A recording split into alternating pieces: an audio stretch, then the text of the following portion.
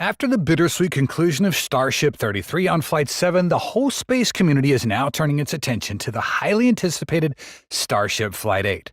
When will Flight 8 get cleared for launch? Is the end of February a firm launch date as stated in their FCC filing?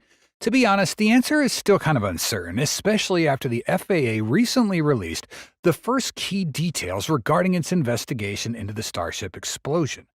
What exactly did they announce? Could this be bad news for Flight 8? Let's find out in today's episode of Alpha Tech. But first, we need your support. Our next goal is 120,000 subscribers. Let's hit that subscribe button so you'll never miss any of our episodes. Of course, we strive to get better in every possible way, and thank you so much for watching.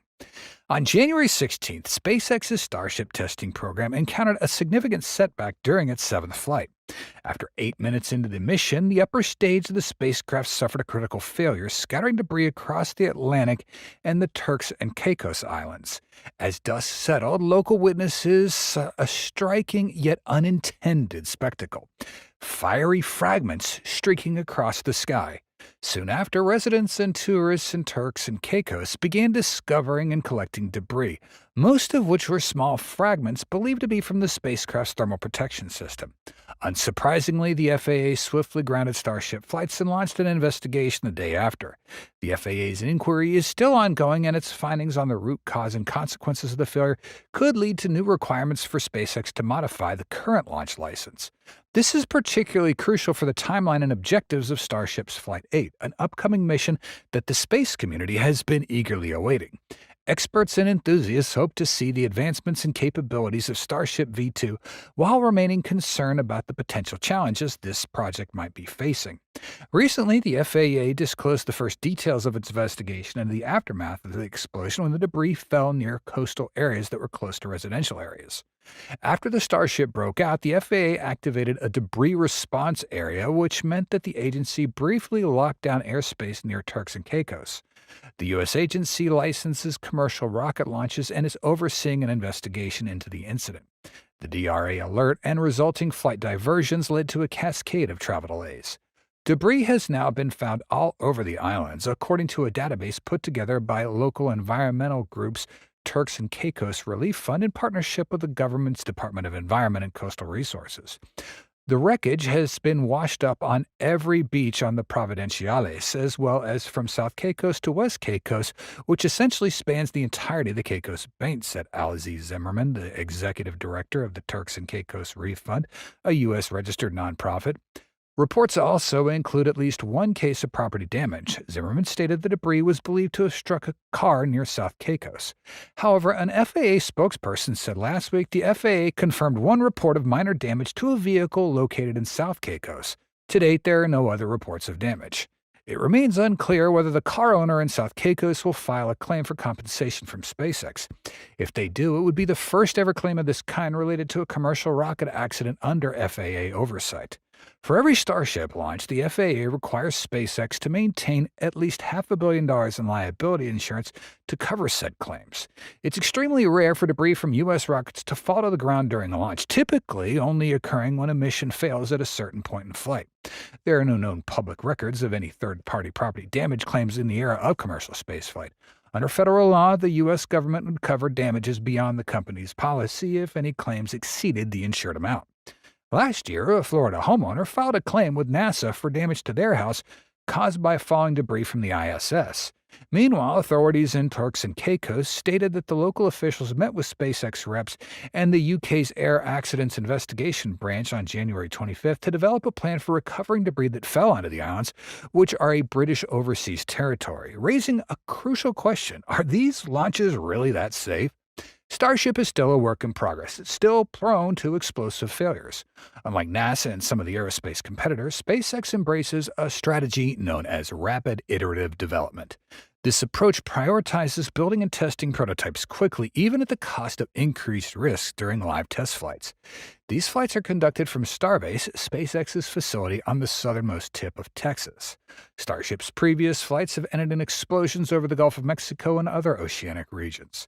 The very first test mission even destroyed a launch pad in South Texas, scattering debris over a wide area and triggering backlash from environmental groups. However, the Jan 16th test flight was particularly noteworthy because Starship's failure occurred near populated islands, raising concerns about public safety. SpaceX argues that its rapid iterative development method allows engineers to improve Starship's design faster compared to traditional approaches that rely heavily on extensive ground testing. However, this strategy also puts SpaceX under intense scrutiny whenever a test flight goes awry. For some, the latest incident has raised concerns. Alina Zavet, a Florida resident who was visiting Turks and Caicos at the time of the explosion, expressed her worries. Just witnessing the explosion and actually seeing debris fall around makes us question everything. Is this really that safe? In response to questions, the FAA issued a statement, clarifying that the government of Turks and Caicos has been informed in advance that the nation was located within a potential hazard zone. The FAA also explained that before approving the test flight, SpaceX was required to map out hazard zones to ensure that the probability of injury or fatality for a member of the public, whether on land or sea, remained below 1 in a million. No Caribbean islands, including Turks and Caicos, exceeded this threshold, the agency stated. Despite these assurances, many questions remain about the safety and risks associated with Starship's aggressive test flights. However, the company has no intention of abandoning their ambitions. SpaceX will undoubtedly move quickly to address the findings of the investigation, aiming to accelerate towards their 8th test flight. While SpaceX has yet to officially announce the schedule and objectives for the next test, it's likely that they will attempt to complete the goals left unfinished from the previous mission. Among the key missed tests was the simulated satellite deployment in space, a crucial demonstration of Starship's payload delivery capabilities, as well as testing improved heat shield materials during atmospheric re-entry over the Indian Ocean. Notably, the January 16th flight marked the debut of the upgraded Starship version known as Version 2 Block 2, which features a significantly increased height. The upcoming flight is also expected to use this enhanced version. According to filings submitted to the FCC, SpaceX could launch the next flight as early as Feb 24th. SpaceX team is optimistic about launching by the end of the month. However, before Flight 8 can take off, SpaceX needs to conclude the FAA-mandated investigations, finalize the installations of 39 Raptor engines, conduct tests on both the booster and the spacecraft, and assemble the two components into a fully integrated vehicle standing at 123 meters tall. More importantly, SpaceX has to wait for the FAA to issue a new launch license following the completion of the Flight 7 investigation. This will ultimately determine whether the next flight can go off as planned. Of course, we can trust in the FAA's fairness, not only because of transparency, but also due to the changes within the agency under the Trump administration. Last Thursday, President Trump appointed Chris Rocheleau, a 22-year FAA vet, as the agency's acting admin. Trump described Rocheleau as a highly respected individual. The FAA's most recent administrator, Mike Whitaker, resigned when President Trump took office. Whitaker served the role for 15 months, facing criticism in his last months from prominent Trump supporter and now White House official Elon Musk, who was frustrated with the agency's oversight of SpaceX. The Elon-Whitaker feud goes back to 2 SpaceX launches in the summer of 2023, before Whitaker had even taken over at the FAA. In a September 17, 2024 post on its website, the FAA said that in June 2023, SpaceX used a new launch control room for an uncrewed satellite mission that had not been approved by the FAA. It also failed to conduct a required and routine safety poll of flight controllers before the launch, according to the FAA. The FAA proposed fines of $175,000 for each of those violations. The next month, the administration charged SpaceX used rocket fuel from a rocket propellant farm that had not been FAA approved. That violation resulted in a $283,000 penalty. The company was given 30 days to appeal the fine, which totaled $633,000. Safety drives everything we do at the FAA, including a legal responsibility for the safety oversight of companies with commercial space transport licenses, said FAA Chief Counsel Mark Nichols in a statement at the time. Failure of a company to comply with the safety requirements will result in consequences. Elon hit back with his pair of X posts and another one September 17th last year, warning that SpaceX will be filing suit against the FAA for overreach. 2 days later, SpaceX sent publicly posted letters to Congress objecting to the fines, adding that for nearly 2 years, SpaceX has voiced its concerns with the FAA's inability to keep pace with the commercial spaceflight industry. It is clear that the agency lacks the resources to timely review licensing materials, but also focuses its limited resources on areas unrelated to public safety. These distractions continue to threaten national priorities and undercut American industry's ability to innovate. Whitaker got his chance to respond 5 days later, September 24th, when he testified before the House of Reps Committee on Transportation and Infrastructure Subcommittee on Aviation, saying, "They, SpaceX, have been around 20 years, and I think they need to operate at the highest level of safety, and that includes adopting a safety management program. That includes having a whistleblower program. They launched without a permit. Fines are the only tool we have to get compliance on these safety matters." At the same hearing, Whitaker addressed the FAA's plans to delay the fifth launch of the Starship rocket until at least November of last year, blaming the decision on SpaceX's failure to conduct a proper sonic boom management impact study and its alleged use of unclean water to cool the launch pad in its deluge system. In a blog post, SpaceX wrote, "Environmental regulations and mitigation serve a noble purpose, stemming from common-sense safeguards to enable progress while preventing undue impact to the environment. However, with the licensing process being drawn out for Flight 5, we find ourselves delayed for unreasonable and exacerbating reasons."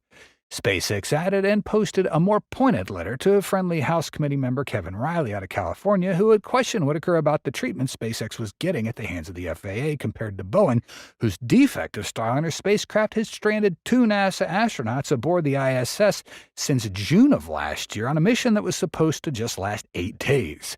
Kiley said that the FAA's reaction to the Starship problems put in sharp relief an issue that many have raised regarding perhaps the undue scrutiny that the agency is giving to SpaceX. SpaceX agreed, saying in its letter to Kiley, "SpaceX writes to thank you for taking the opportunity to seek answers from the FAA admin, Mike Whitaker, on the licensing challenges related to commercial space launch. SpaceX rejects any allegations from the FAA that SpaceX has violated any laws." The fifth Starship launch ultimately was cleared to fly October 13th of last year, ahead of the FAA's November projection. Over the past decade, SpaceX has revolutionized spaceflight, turning ambitious dreams into reality at an unprecedented pace. From developing reusable rockets to pioneering private space travel, the company has consistently pushed the boundaries of what is possible. One of its most daring innovations is Mechazilla, a towering mechanical system designed to catch Starship's massive booster in midair using robotic arms. This bold concept captured the world's imagination, promising to eliminate the need for traditional landing legs and streamline the recovery of rockets. However, despite its ingenuity, Mechazilla presented some significant engineering challenges. What are those challenges, and are there any solutions for them? This is a historic moment in space history as SpaceX has successfully caught the Super Heavy booster for the first time, an achievement that many thought never possible. Of course, SpaceX doesn't just want to do this a few times. They aim to completely revolutionize the booster recovery process by eliminating the need for traditional landing legs. However, after the first catch on Flight 5, it wasn't until Flight 7 that SpaceX attempted the maneuver again, highlighting that implementing the catch method has proven to be one of SpaceX's most formidable challenges. One of the most difficult aspects of catching a descending rocket booster is the requirement for near instantaneous alignment between the rocket and Mechazilla's arms. Unlike regular landings, when minor course corrections can be made up until touchdown, Mechazilla's catching leaves no room for error. The booster must arrive at exactly the right place at precisely the right moment, with its velocity and orientation perfectly controlled. A fraction of a second delay or even the slightest misalignment could result in a failed capture, potentially destroying both the booster and the catching system. Additionally, the scale of Super Heavy's descent makes the challenge even greater. The booster comes back from space at a high velocity, requiring precise engine burns to slow down for capture. The 33 Raptors, each producing over 500,000 pounds of thrust, must fire in perfect harmony to guide the booster into the Mechazilla's grasp. Any imbalance or miscalculation could lead to excessive lateral motion, making a clean catch impossible. Another major issue affecting Mechazilla's feasibility is environmental unpredictability, particularly the wind. SpaceX's Starbase facility in Texas is situated along the Gulf Coast, an area known for frequent and sudden wind shifts. Even a moderate gust can push a descending booster slightly off course, throwing off its alignment with Mechazilla's arms.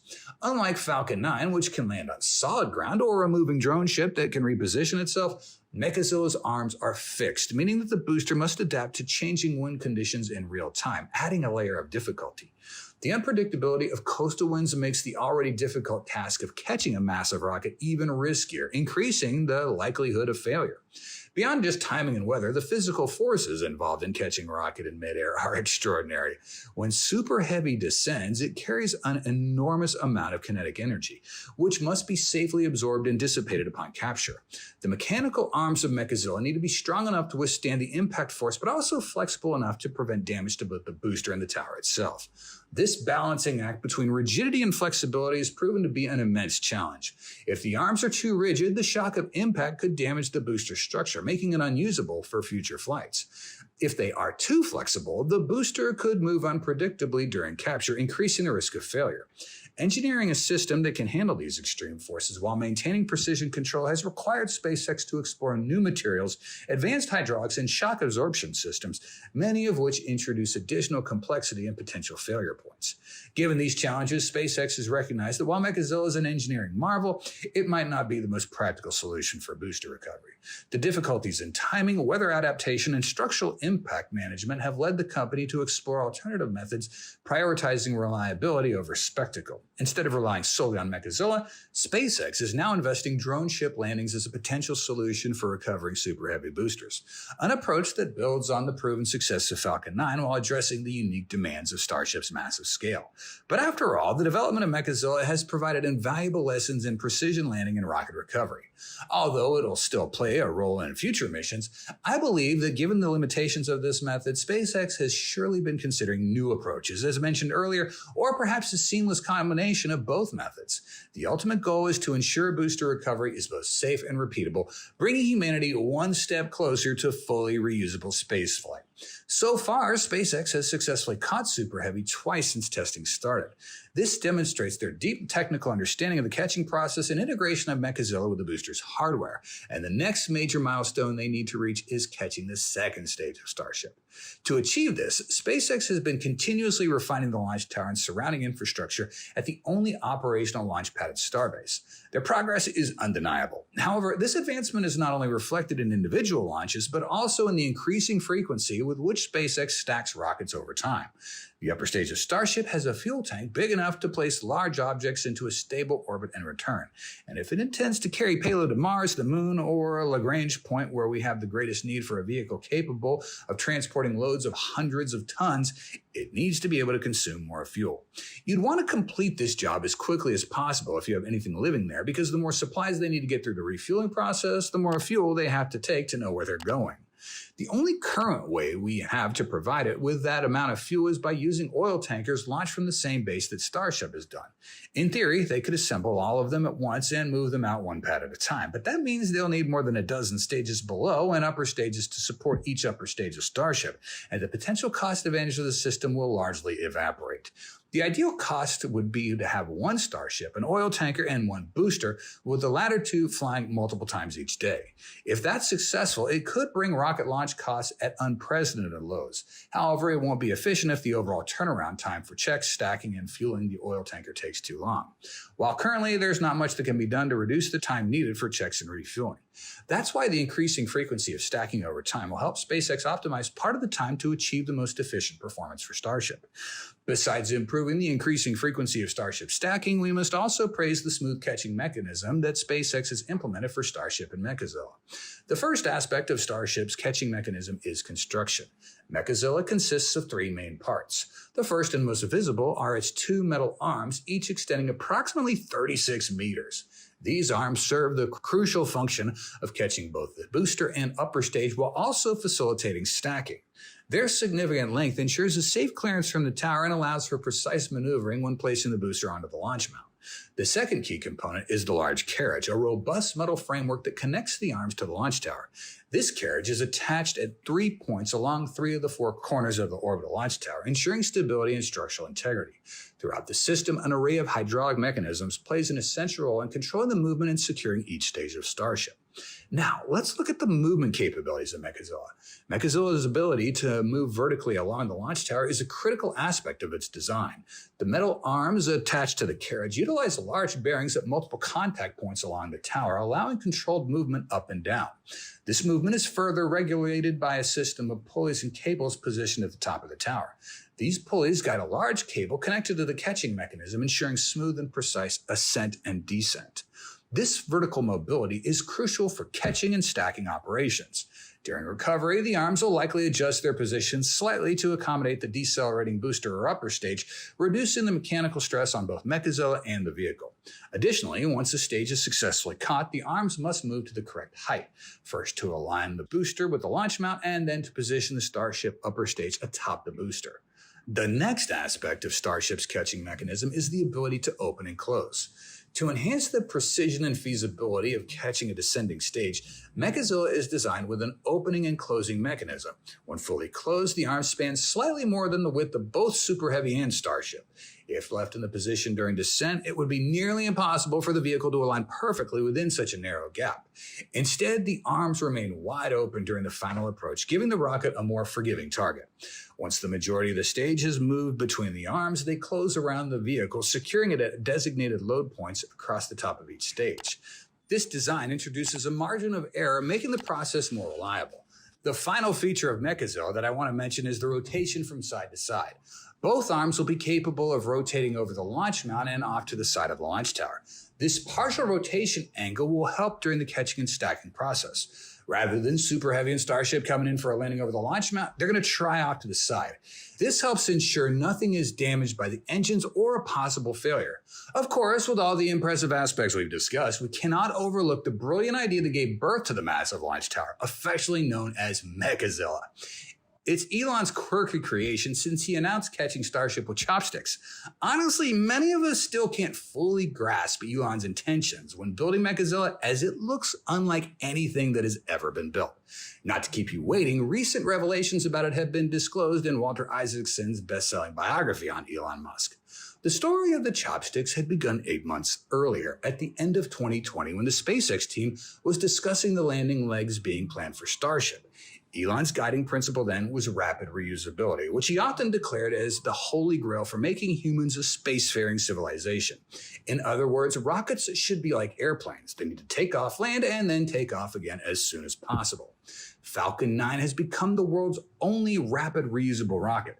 The video feeds of the fiery yet gentle landing still make Elon leap from his chair. Nevertheless, he was not enamored with the landing legs being planned for Starship's booster. They added weight, and thus cutting the size of the payloads the booster could lift. "Why don't we try to use the tower to catch it?" he asked. He was referring to the tower that holds the rocket on the launch pad. Elon's already come up with the idea of using that tower to stack the rocket. It's got a set of arms that could pick up the first stage booster, put it on the launch mount, then pick up the second stage spacecraft, and then place that on top of the booster. Now he was suggesting that these arms could also be used to catch the booster when it came back to Earth. It was a wild idea, and there was a lot of consternation in the room. If the booster comes back down to the tower and crashes into it, you can't launch the next rocket for a long time, Bill Riley says.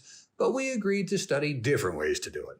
A few weeks later, just after Christmas in 2020, the team gathered to brainstorm. Most engineers argued against trying to use the tower to catch the booster.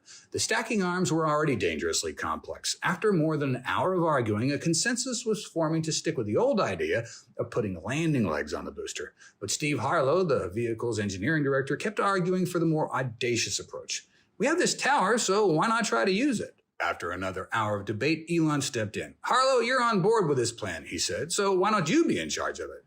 As soon as he made the decision, Elon switched into silly humor mode. He began laughing about the scene in The Karate Kid where karate master, Mr. Miyagi, uses a pair of chopsticks to catch a fly. The tower arms, Elon said, would be called the chopsticks, and he dubbed the whole tower Mechazilla, celebrating with a tweet, "We're going to try and catch the booster with a launch tower arm." When asked by a follower why he didn't just use landing legs, Elon responded, "Legs would certainly work, but the best part is no part." On a hot Wednesday afternoon in late July 2021, the final segment of Mechazilla with the movable chopstick arms was put in place at the Boca Chica launch site. When his team showed him an animation of the device, Elon got excited. "Kick ass," he shouted. "The viewership on this one's going to be huge." He found a 2-minute clip from Karate Kid and tweeted it out from his iPhone. "SpaceX will try to catch the largest ever flying object with robot chopsticks," he said. "Success is not guaranteed, but excitement is." Elon Musk's vision to colonize Mars represents one of humanity's most ambitious endeavors. For some, it's the ultimate utopia, a chance to establish a new civilization and secure humanity's survival. For others, it's a daunting nightmare, fraught with ethical dilemmas and extraordinary risks. Over time, however, the vision evolved into something far more transformative, a plan for interplanetary transportation capable of ferrying humanity to the Red Planet. Musk's dream is no longer just about inspiring curiosity. It's about paving the way for a future where life exists beyond Earth. Elon Musk's vision for Mars began with a simple yet profound idea in 2001, delivering a greenhouse to the planet's surface. This initiative, known as the Mars Oasis Project, aimed to inspire global interest in space exploration by showcasing new life thriving on a distant world. However, Musk quickly realized that inspiration alone was insufficient. People needed not just the dream of reaching Mars, but a tangible way to get there. This shift in focus laid the groundwork for his more ambitious plans. In 2016, Musk unveiled the Interplanetary Transport System, ITS, a revolutionary concept for massive spacecraft designed exclusively for Mars colonization. ITS would later evolve into the Starship program, a reusable spacecraft that can carry large groups of settlers and cargo to Mars. By 2019, SpaceX had begun manufacturing Starship prototypes, marking a significant step toward realizing Musk's vision.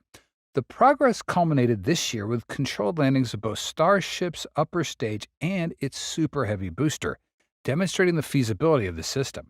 These milestones reflect the relentless innovation and determination driving Musk's dream of making humanity a multiplanetary species. SpaceX's plan to establish a presence on Mars begins with a carefully staged approach, starting with uncrewed missions in 2026. Elon announced this milestone just 2 days after the Chinese Space Agency accelerated its own Mars mission timeline by 2 years. The Tianwen-3 sample return mission is now scheduled for 2028, according to updates from the program's chief designer. These initial missions will test the capabilities of multiple spacecraft in landing on the Martian surface, navigating its harsh environment, and transporting essential cargo. Up to 8 uncrewed Starship missions to the Red Planet are expected. The primary goal of these missions is to validate the technologies and processes necessary for safe and reliable interplanetary journeys. If these uncrewed landings are successful, SpaceX aims to launch its first crewed missions to Mars in the early 2030s. These missions will build on the lessons learned from earlier efforts, focusing on transporting people and infrastructure.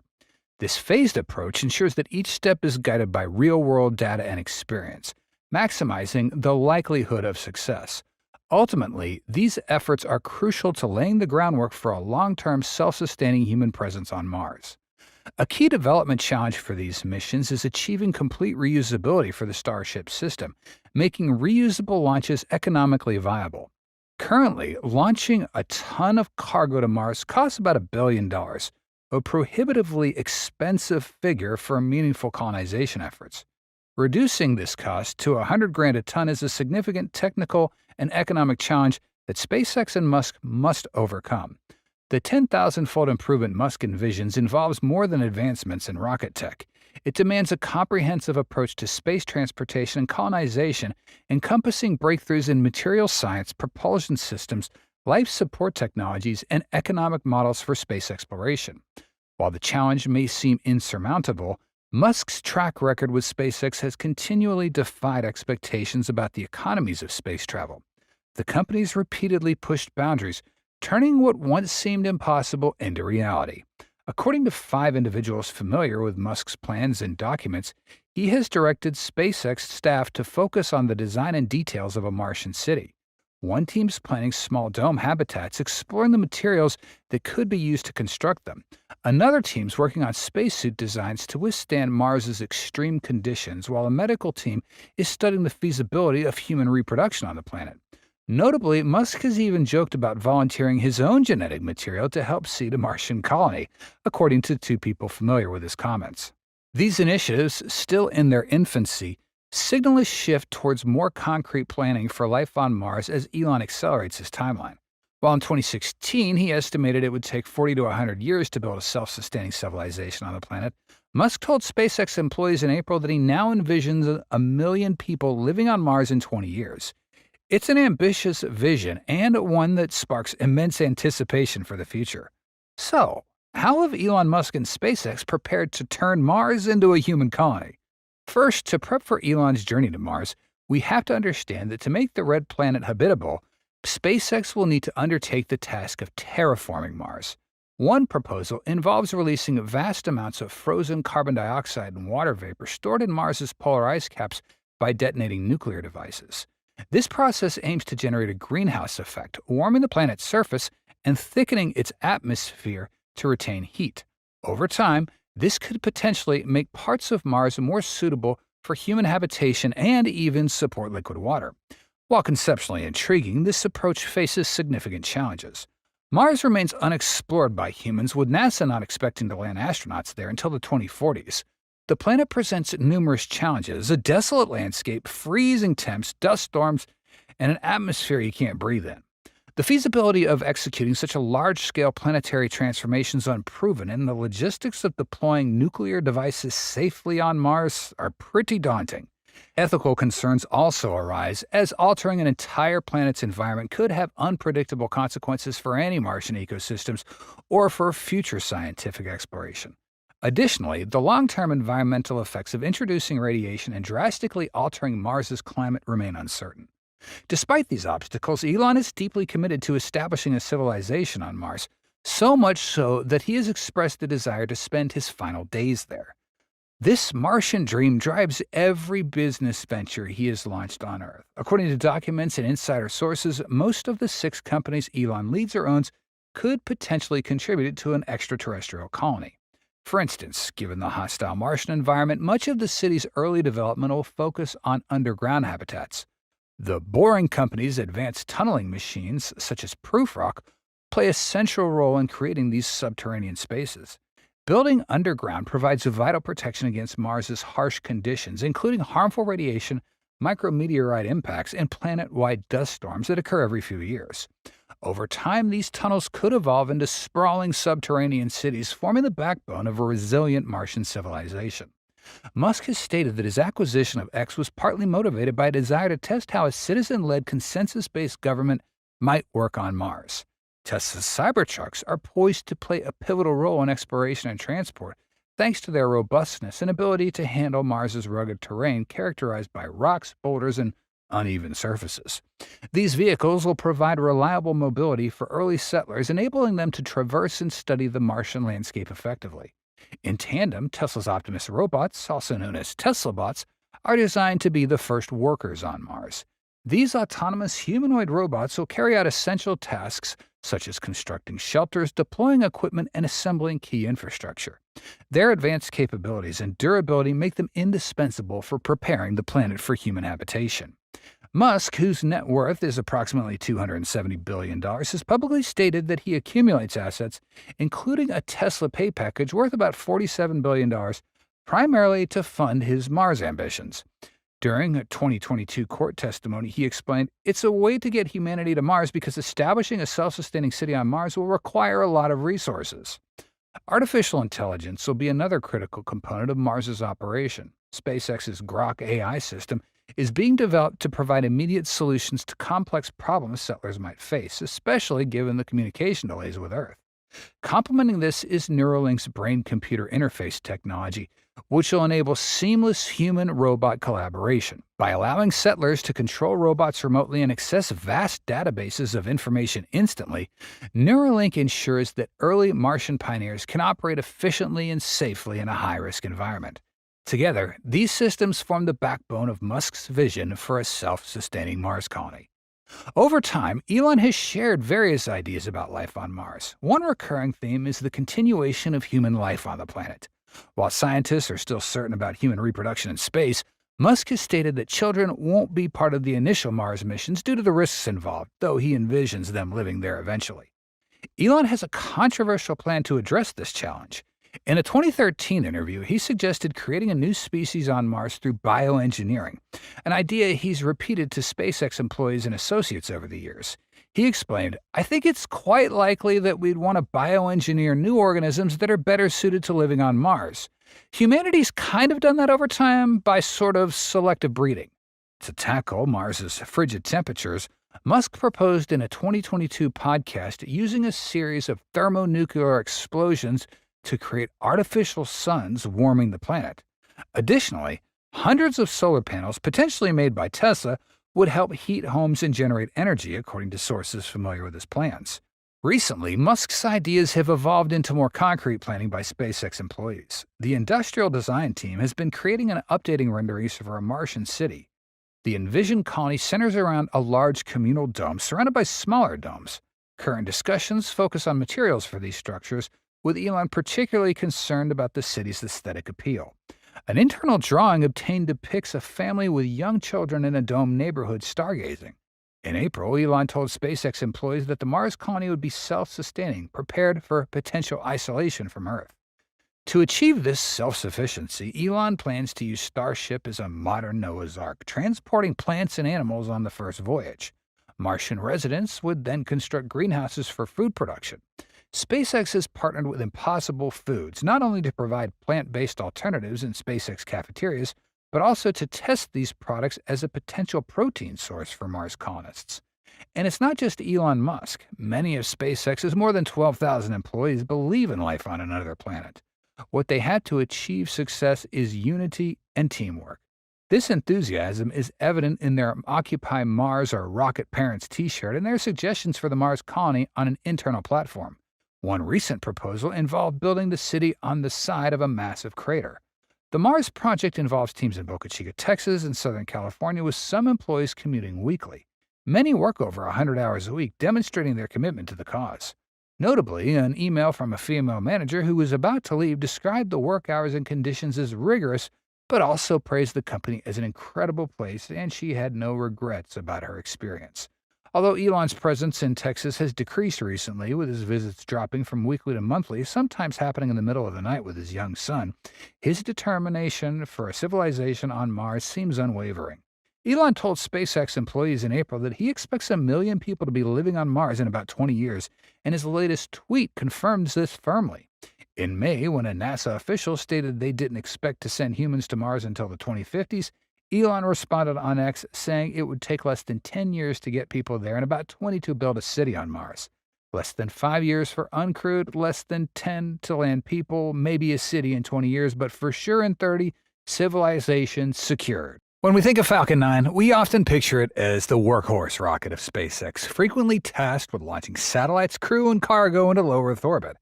However, its capabilities extend far beyond that.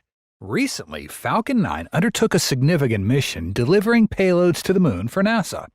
How did Falcon 9 get this done, and how has SpaceX advanced with these lunar payloads, and what does this mean for NASA? On any given day, SpaceX might launch a Falcon 9 rocket, roll one out to the pad, or recover one back at port.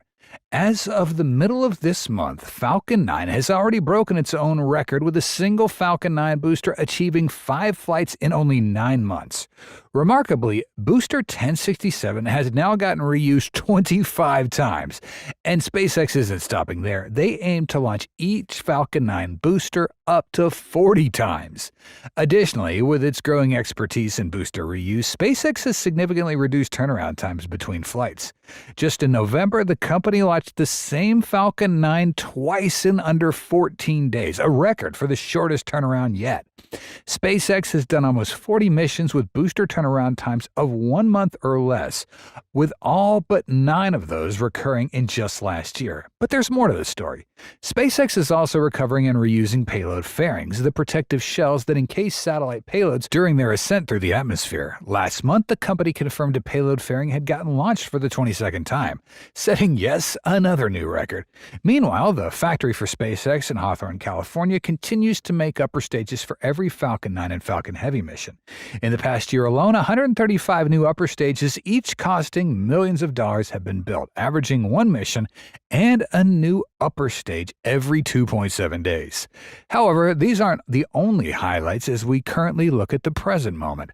Just recently, SpaceX's Falcon 9 did 2 lunar payload launches, paving the way for humanity's long-term goal of getting back to the moon and establishing a new foothold for life there. The mission included the launch of 2 payloads, lunar landers developed by the U.S.-based Firefly Aerospace and Japan's iSpace. This marks the first time Falcon 9's undertaken such a combined mission. While both Firefly and iSpace had previously announced agreements to launch their lunar landers aboard Falcon 9, industry assumptions were that these would happen on separate rockets. This expectation stemmed from iSpace's earlier launch of its lander aboard a dedicated Falcon 9. However, it wasn't until last month that iSpace revealed its Resilience lander would share the mission with Firefly's Blue Ghost 1. This dual payload heightened the stakes for SpaceX, not just ensuring customer satisfaction, but also demonstrating reliability to NASA, especially since Falcon 9 experienced a second-stage failure last year. Starting out the new year with a record for booster reuse, SpaceX selected Booster 1085 for this moon mission, marking its 5th flight following previous missions including Crew 9, GPS-3 SV07, Starlink 10.5, and Starlink 677. Approximately 8.5 minutes after liftoff, B-1085 landed on the drone ship Just Read the Instructions, achieving JRTI's 107th successful landing and marking Falcon 9's 398th overall booster recovery. For the upper stage carrying the payload, Firefly Aerospace separated about 65 minutes after launch following 2 burns. The upper stage performed a 3rd short burn before deploying iSpace's Resilience lander into space approximately 93 minutes after liftoff. Both landers were inserted into Earth transit orbits and following distinct trajectories toward the moon. Updates on their journeys will be given, and if successful, this mission will represent a huge milestone in the future of lunar exploration. Therefore, this mission holds great significance not just for SpaceX's Falcon 9, but also the companies behind the lunar landers, marking a critical step forward in advancing deep lunar exploration. The launch marked the first moonbound mission for Firefly Aerospace. Its Blue Ghost lunar lander was conceived following the company's selection as part of NASA's Commercial Lunar Payload Services program. The objective of the CLPS is to get NASA to the surface of the moon without the agency having to build landers or procure launches. NASA has multiple contracts with a variety of CLPS providers, with Astrobotics Peregrine Mission 1 and Intuitive Machines IM-1 flights happening early this year. Blue Ghost has a dry mass of 469 kilos and weighs roughly 1,500 kilograms when fueled. It uses a combination of MMH, hypergolic propellant, and MON3 oxidizer to power the main engine and thrusters throughout the journey. It's designed to carry 10 NASA science payloads to the surface of the moon, which so far is the most manifested on a single lander as part of CLPS. Joel Kearns, deputy admin for NASA's Science Mission Directorate, said that once 10 instruments were small enough that they could fly on just one lander, the agency looked for a company that could execute all the science ops over just 2 weeks, one lunar daylight period. Firefly and other bidders took up that challenge. They came up with a really credible mission plan to do all the experiments we want on our instruments, Kearns said. In a pre-launch interview, Bridget Oakes, the VP of Engineering over at Firefly, said that the company incorporated learning from previous moon missions. We really took a lot of lessons learned from earlier missions. We did a full, thorough review of every moon mission that went up, whether it was commercial or NASA. Took a lot of lessons learned from that, and then essentially just kind of fine-tuned and adapted for Firefly's model with the additional product lines, and then took the best of what previous companies had done before us. Firefly also took learnings and hardware from its Alpha rocket and folded those into Blue Ghost 2. There is a lot of great wisdom, experience, and lessons learned at this company. We got rockets and satellites in our company, so there's a commonality between the two parts of our company and lots of lessons learned that get shared, said Firefly CEO Jason Kim. As we go to cadence on our Alpha rocket, a lot of those lessons learned, even the reaction control propulsion, that's lessons learned for our Blue Ghost lander because we have ACS and RCS thrusters on our Blue Ghost lander that have heritage from the Alpha rocket. So there's a lot of crosstalk within our company. So that really helps programs like Blue Ghost have confidence. As Firefly goes for its first landing attempt set to take place on March 2nd, Kim said one of the key tools on this lander is a quartet of cup-shaped ends on the landing legs. Those landing pads are designed carefully with crumple zones. If you think of a honeycomb and how crunchy it is, it's got that built into the structure, so when it lands, it's going to kind of like your car when you get into an accident. It crumples deliberately. That's what that design entails. The mission, called Ghost Riders in the Sky, will take slightly longer to reach the surface of the moon compared to the last CLPS mission from Houston-based Intuitive Machines. The IM-1 flight took about 7 days from liftoff to landing, while Blue Ghost lander took roughly 45 days. Once on the surface, it'll operate for about 2 weeks with instruments including a sample collection tool called the Lunar Planet Vac, or LPV, from Honeybee Robotics, a navigational demo called the Lunar GNSS Receiver Experiment, Lugri from the Italian Space Agency and NASA's Goddard Space Flight Center, and the Regolith Adherence Characterization RAC from Aegis Aerospace, which will study how the regolith sticks to a variety of materials. The lander is also designed to survive a few hours at night to capture the sunset and other areas in lunar darkness. Beneath the Blue Ghost lunar lander, inside a specially designed payload canister, was iSpace's lander called Resilience. This was the second time the Japan-based part of the company launched a lander to the moon. Its first launch attempt, Hakuto-R Mission 1 M1, launched as a dedicated flight on Falcon 9 back in December of 2022 and made a failed landing attempt in April 23. In a pre-launch interview, former NASA astronaut and current CEO of iSpace US, Ron Guerin, said it was a software glitch that prevented the first landing. He said the radar altimeter saw a big jump in altitude as they approached the crater they were aiming for, which caused the lander to misinterpret where it was in the mission profile. It then made what it thought was a soft landing, but was actually about 5,000 meters above the bottom of the crater and hovered there until it ran out of fuel and crashed. We've obviously fixed all that software. We're not landing in the bottom of a deep crater this time, so our confidence level's a lot higher on this one, Garin said. For Hakuto-R Mission 2, with a mission name Never Quit the Lunar Quest, the Resilience lander will target a touchdown in a region called Mare Frigoris, the Sea of Cold, which lies in the northern part of the moon. The mission will take considerably longer to reach the moon than Firefly's Blue Ghost. While Firefly's lander gets dropped off in a highly elliptical Earth orbit and takes just 25 days for a phased orbital approach before performing a translunar injection burn, Resilience takes the slower path to the moon using the upper stage of the Falcon 9 to put on a path for low-energy transfer to the moon. Essentially, it'll do a flyby of the moon, go about 1 million miles deep into space, and then sync up with the moon again for its landing. What the low-energy transfer allows is us to trade fuel for payload capacity margin, Guerin explained.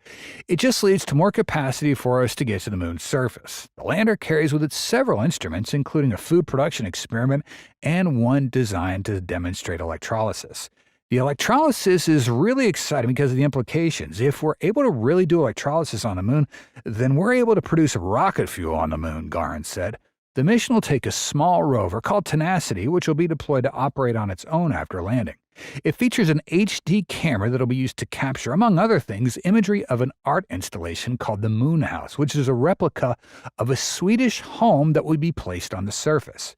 Guerin said the rover comes from the European division of iSpace. The rover itself is really critical to the future of our company, that the rover is efficient and that the data is going to come off the rover is going to be really valuable to us as we continue to hone our design on the surface mobility aspect of the business, Guerin said.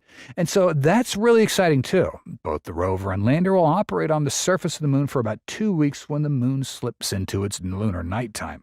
Guerin said they're looking at a variety of methods for how to potentially achieve this, from orbiting solar concepts to nuclear options and beyond. To start a cislunar economy, you have to be able to survive the night. There's millions and millions and millions of dollars that are being put into these missions, and if they only operate for 2 weeks, that's not a very good ROI, Guerin said. So we want to be able to do surface ops for months or years at a time, and in order to do that, you got to be able to survive the night. The development of space stations has evolved dramatically over the past few decades, with each generation pushing the boundaries of what is possible in space habitation. Starting with the Soviet Salyut 1, the first human-rated space station launched in 1971. Space stations then were initially these small functional modules with limited pressurized volumes. The Salyut program set the stage for future developments, but remained relatively basic in design. Following this, the Mir space station in the 80s expanded on the concept, offering a larger, more robust platform for research. In the West, the Skylab space station, launched by NASA in '73, also contributed to the understanding of long-duration spaceflight, though its size and scope were still modest. The International Space Station, launched in 1998, represents the pinnacle of current space station development. With a pressurized volume of over 1,000 cubic meters, the ISS serves as a multinational research hub, supporting a wide array of scientific experiments and long-term human missions in low Earth orbit. Similarly, China's Tianyong Station, although smaller than the ISS, is expanding and providing critical data on life in space. However, even these significant achievements have limitations, particularly when it comes to providing both the vast habitable space required for long-term human presence and the optimal conditions for industrial work. This is why astronauts have to endure harsh living conditions with limited amenities to simulate Earth, making long stays physically and mentally demanding. However, there is one company out there that may address this issue and even offers spacecrafts with significantly larger habitable volumes and pressurization, and that is Vast Space Company. The company's station, particularly the future Starship class modules and massive artificial gravity stations, are poised to provide hundreds, even thousands of cubic meters of pressurized space. These stations are designed to accommodate not only a growing human population, but also the expanding needs of space-based industries. A core aspect of VAST's approach is the integration of artificial gravity, a long-term goal to improve space habitability while addressing the significant health challenges associated with microgravity. Extending exposure to weightlessness on current space stations like the ISS leads to several health issues, including bone density loss, muscle atrophy, and cardiovascular problems. VAST aims to address these by incorporating artificial gravity, creating an Earth-like environment. This integrated design philosophy ensures that the station will not only serve as a living environment for astronauts, but also as a viable platform for economic activities. By creating a space where industrial production can thrive in microgravity conditions while also providing comfortable living spaces with artificial gravity. VAST aims to make space both habitable and commercially viable. This balanced approach could be a game changer for humanity's long-term presence in space, offering solutions that address both human welfare and economic utility. VAST is setting a bold course for space habitation with a meticulously planned roadmap that begins with near-term milestones and scales up to revolutionary designs. The first step is the Haven demo, scheduled for launch in early 2025. This initial deployment is a technology demonstrator designed to validate hardware and software systems in space. Besides, the Haven demo spacecraft will fly subsystems and components that VAST plans to use for Haven 1 to increase their flight heritage and further reduce technical and operational risk ahead of the Haven 1 launch. The Haven demo spacecraft will host a radio frequency communications system, guidance, navigation, and control hardware and algorithms, solar array and power systems, and a propulsion system representative of what VAST intends to use with the Haven 1. Following this, VAST will launch Haven 1, its first human-rated space station. The single-module Haven 1 space station is scheduled to launch no earlier than August next year atop a SpaceX Falcon 9 rocket to low Earth orbit. Following the launch of Haven 1 will be the VAST 1 Crew Dragon mission, which will transport 4 individuals to Haven 1 for a 30-day stay. Haven 1 is a 10-meter-long and nearly 4-meter-wide cylindrical module equipped with solar panels generating approximately 1,000 watts of power.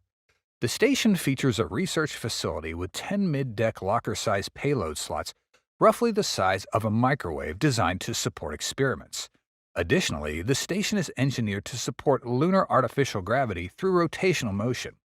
Haven 1 will be equipped with Starlink connectivity for broadband access, making it the first commercial space station to utilize the network. The final design of the station, unveiled this month, incorporates lessons learned from the ISS. Haven 1 is set to become the world's first commercial space station when it launches. After the launches of Haven and VAST 1, additional missions are planned for the station. Haven 1 will be succeeded by Haven 2 if selected by NASA's Commercial LEO Destination (CLD) program in 2026. VAST CEO Max Haut announced Haven 2 October 14th at the International Astronautical Congress in Milan, Italy. The first module of Haven 2, which is nearly 6 meters longer than Haven 1 and offers a large habitable volume, is expected to launch in 2028 aboard a Falcon Heavy rocket. The full station is projected to be completed by 2032. The core module, with a diameter of 7 meters, will launch in 2030 aboard Starship after the first 4 modules have been deployed.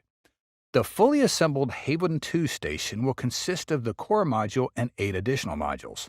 The core module will include an airlock to facilitate spacewalks, and a larger observation dome than the one on the ISS is also in development. Looking further ahead, VAST's vision expands to Starship-class modules, large scalable stations with a capacity for diverse activities.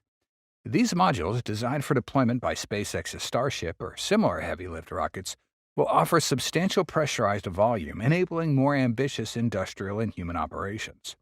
The roadmap culminates in the development of the Spinning Stick Station, an enormous artificial gravity station composed of multiple Starship-class modules. It will also have a volume of 500 cubic meters, which is half the volume of the ISS. This station will feature variable gravity zones ranging from microgravity at its center to Earth-like gravity at its extremities. Such a design enables a balance between the industrial benefits of microgravity and the health advantages of artificial gravity. Then that paves the way for sustainable long-term habitation and potential city-scale expansion in space. According to the plan, the station could become operational as early as 2028.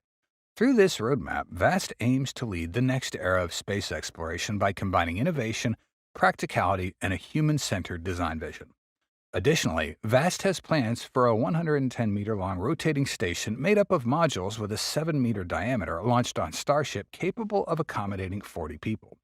This station is expected to be developed in the 2030s with a complete fleet of stations envisioned for the 2040s.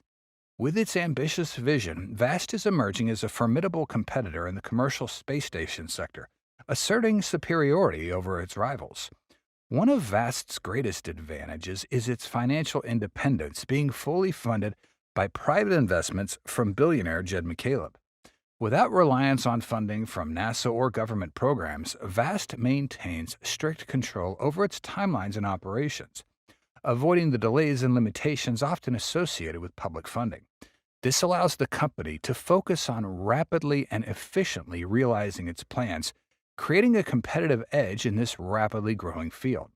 In contrast, many of VAST's competitors are facing significant challenges. Axiom Space, despite receiving over $100 million in funding from NASA, is currently grappling with severe financial difficulties. This casts doubt on their ability to meet deadlines and raises questions about their capacity to become a leading provider of commercial space stations. Similarly, Sierra Space, initially partnering with Blue Origin to develop its inflatable modules, has shown little clear progress recently. The lack of updates and tangible advancements has led to skepticism regarding their ability to execute the ambitious plans they've announced. VAST would like Haven 1 around that time. Axiom expects to add its first commercial module to the ISS. Hout said he believes the simplicity of a free-flying module will win out over the complexities involved with a module that's part of the ISS, including working with the station's various partners. If it's very complicated and there's a lot of requirements you don't have the flight manifested, we think we will beat it, he said. VAST had not been founded at the time of the original NASA CLD competition, but Hout said competing in later phases of that program is a priority. We see NASA as our biggest opportunity, as our largest customer, he said. Having Haven 1 in operation would give VAST an advantage over competitors yet to fly. We're not going to send you renders or prototypes in a warehouse. We have flight hardware. While the commercial aerospace sector is busy exploring various concepts to replace the capabilities provided by the ISS, several important questions have arisen regarding the future of human presence in space. Specifically, concerns focus on how humanity will continue its presence in LEO without at least a brief gap between the ISS and the next-generation commercial space station. The development of such stations is becoming an urgent issue as the ISS approaches its retirement age, and space agencies like NASA face the challenges of maintaining a steady human presence in orbit. The challenge of securing funding for the commercial space sector has become more difficult compared to the pre-pandemic period when interest rates were low and investment was more abundant. Today, with the global economy still recovering and many industries dealing with the aftermath of COVID, space companies are facing an increasingly competitive and financially strained environment. Cam Gafarian, the interim CEO of Axiom Space, highlighted this issue recently when he stated that the market for commercial space stations isn't large enough to support multiple stations at the same time. His company, that's gotten backing from NASA, is currently struggling to raise funds to carry out their ambitious plans, making it clear that securing funding remains one of the sector's most significant hurdles.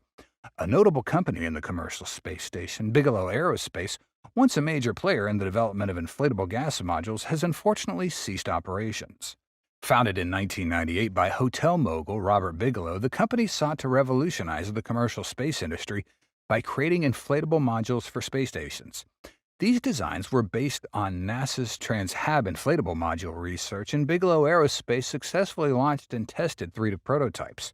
One of the prototypes, the Bigelow Expandable Activity Module, or BEAM, is still attached to the ISS, providing valuable data. However, despite these early successes, Bigelow Aerospace closed their doors in 2020 as a result of the COVID pandemic and the financial challenges that followed. This is a setback for the commercial space sector as it highlights the difficulties companies face in maintaining operations and fulfilling their goals, even with successful product demonstrations. In addition to these financial challenges, the ISS itself is facing its own issues, which could impact NASA's continued presence in low Earth orbit. The station, which has served as a crucial platform for scientific research for 20 years, is showing signs of aging. Recently, cracks developed in the tunnel connecting the docking port of the Russian Zvezda module with its pressurized interior, resulting in air leaks. These leaks have been categorized by NASA as high-consequence risks that could become problems if not addressed soon. While the Russian Space Agency had the option to permanently seal the hatch between Zvezda's pressurized cabin and its docking port, it would reduce the number of docking ports available to the Russian segment of the ISS from 4 to 3, complicating operations. These issues emphasize the urgent need for a replacement or complementary commercial space station. NASA is aware of the situation and has not ruled out extending the ISS's operational life beyond its planned end in 2030, particularly if the commercial sector is not ready to be taken over by then. However, such an extension will be complicated by several factors, including the station's aging hardware, the political landscape surrounding international partnerships, and NASA's own funding challenges. Extending the ISS's mission will require significant resources, which may be difficult to secure in the current financial climate. Additionally, as NASA and partners look to the future, they also need to weigh the risks and benefits of continuing operations on the ISS, as well as the potential for new commercial stations to fill the gap. Pam Melroy, NASA's deputy admin and a former astronaut, recently addressed these challenges at the International Astronautical Congress. She questioned the definition of continuous human presence in low Earth orbit, a concept that's been central to NASA's goals for 2 decades. Is it continuous heartbeat or continuous capability, she asked, emphasizing the ongoing discussions within NASA about how to define and maintain a human presence in orbit. Melroy's comments reflect the complexity of this issue as the agency considers both the technological and political challenges of maintaining human spaceflight capabilities in a rapidly changing commercial landscape. Since October 31, 2000, NASA has maintained a continuous human presence in space with astronauts aboard the ISS every day. This achievement has been critical for scientific research and fostering international cooperation.